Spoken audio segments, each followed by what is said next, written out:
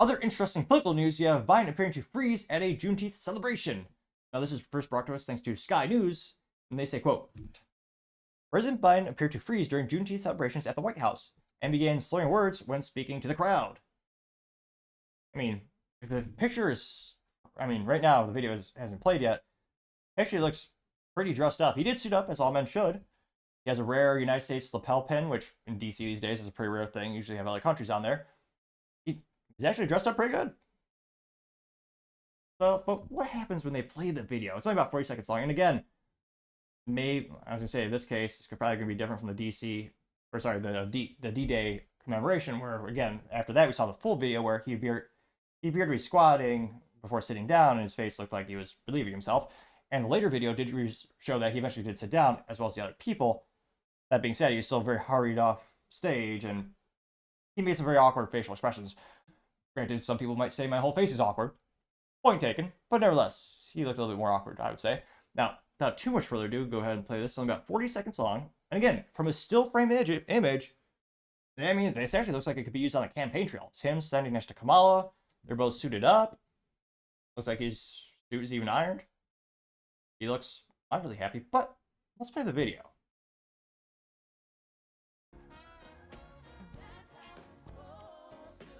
Oh, so they're dancing. Every round is, I don't know what you call it when you're just dancing in place. Kind of reminds me of the truffle shuffle from the Goonies, which is probably the extent of my dancing skills, let's be honest. And, everyone around him is kind of moving with the music, they're clapping, and Biden's smiling. But yeah, you just smiling more. Looks alright. Oh, smiling. It almost looks like he just was. It almost looks like he was standing. Everyone else is moving, and he is just standing there like a statue. It's almost as if it's a robot, allegedly. I think I look awkward in public sometimes. Jeez Louise. Now he does appear to try to say something too. Again, he suited up. He did something right, or more accurately, his team around him. I always wonder, even Republicans, like, how many of these people actually choose their own clothes? But I partially digress. Not to brag, but I do. Well, I have much to brag about, but nevertheless. She no loss. Even if we got some HBCU grads in here, we got some HBCU grads. Even if you short a couple credit hours, you can. She no loss. She knows so long as she was denied, our freedom can never be secured. Her decades-long march brought her here to the White House when she stood by my side as I signed the Juneteenth federal holiday. That's pretty bad. It wasn't his worst, though. That's also showing how far the bar has been dropped. And granted, truth be told, I have my handful of speaking ineptitudes. If you're a reoccurring listener, I especially appreciate you continue to tune in.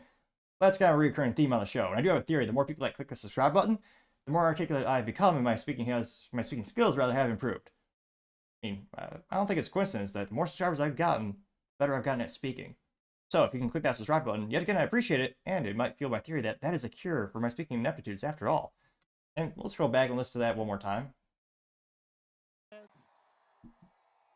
Even if you short a couple credit hours, you can.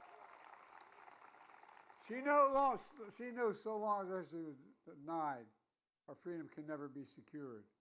Her decades-long. And it doesn't sound great.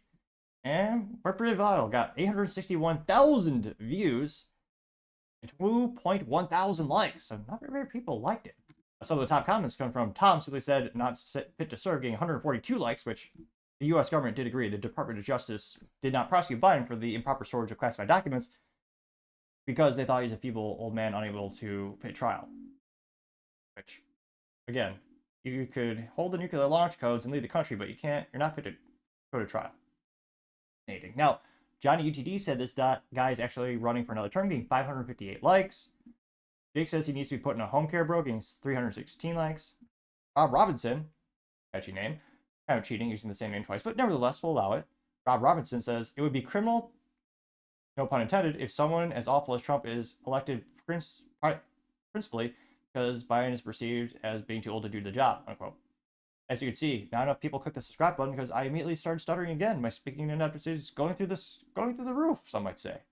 It's not good because I rent. But nevertheless, that did get 32 likes, which, I wonder what, let's see here, scrolling down. See. First comment comes from Mark Scufo, again responding to that, saying, he's not perceived as being too old, he's too old, and so is Trump. We have a minimum age requirement to be president, but no maximum age limit. That doesn't make any sense. No one over 65 should be eligible. I got 3 likes, which, again, I don't care how old Biden is. I mean, Warren Buffett is I should clarify, the best ethical trader in history. Nancy Pelosi's husband is technically better, fiscally speaking. And yet, I mean, Warren Buffett's in his 90s, and he's still sharp as a tack. Now, granted, I'm not sure he's the pinnacle of health. I don't know if he could run, a mile, 7-minute mile or anything like that. But again, I really don't care about how old someone is as long as they're mentally articulate and able to do the role. And again, Trump is up there in age too. In comparison, he is much more energetic, and he's much more articulate in his speaking abilities and his rallying capabilities in comparison to Biden. Even just Biden 4 years ago, you look at his speeches, the speaking ineptitudes have increased over time. Which again, we all get old, but again, once you become a certain, once your body degrades so much, does it make sense to have one of the most stressful jobs on the planet? Now, you also have Rob Boyd saying he needs to step down, getting 17 likes. Douglas Orange says he needs to retire, it's not worth it, getting 61 likes. There's any contrarian statements. Chrissy says he needs a reboot, getting 21 likes. Ian Escalera says robot malfunction, getting 3 likes. Leon says, how can the Democrats not have a credible replacement, getting 6 likes, which, again, my theory is they'll be Gavin Newsom. I'm not really unique in that idea or that theory, but Gavin is very articulate. He's a successful politician in the fact that he gets reelected in California despite the business and cultural decay in that area, as well as people leaving. But Democrats do have some options. And I have a high suspicion that they will actually replace Biden this year. But yeah, most people are just roasting in the comments. And again, not looking good for Biden. And slurs are just seemingly getting worse and worse. Now, that being said, a lot of people are just voting, again, left and right. They just vote for the party. So there are people who are going to vote for Trump just because he's a Republican, and people vote for Biden or his team just because he's a Democrat. I understand that too. That being said, do you think these types of speaking ineptitudes and slurring will sway more and more Americans to vote for Libertarian or Trump? Or do you think everything's kind of baked in? We've seen this before. It seems to be increasing in frequency. But let me know. Do you think this will be a deal breaker or really sway anyone else at this time? Let me know in the comments. As always, I'd be fascinated to hear what you have to say. Thank you, everyone, for taking the time to tune in. Again, try to get to 4,000 subscribers by the end of the month. So if you could click that button, I would greatly appreciate it. Also, leaving a thumbs up, thumbs down, or a comment is a great way to give me some additional feedback, letting me know how I can make the show better and better. Lastly, don't forget to take the time to tell your family, tell your friends, tell your coworkers, heck, tell your enemies, tell anyone and everyone. Just stay safe and fight the good fight.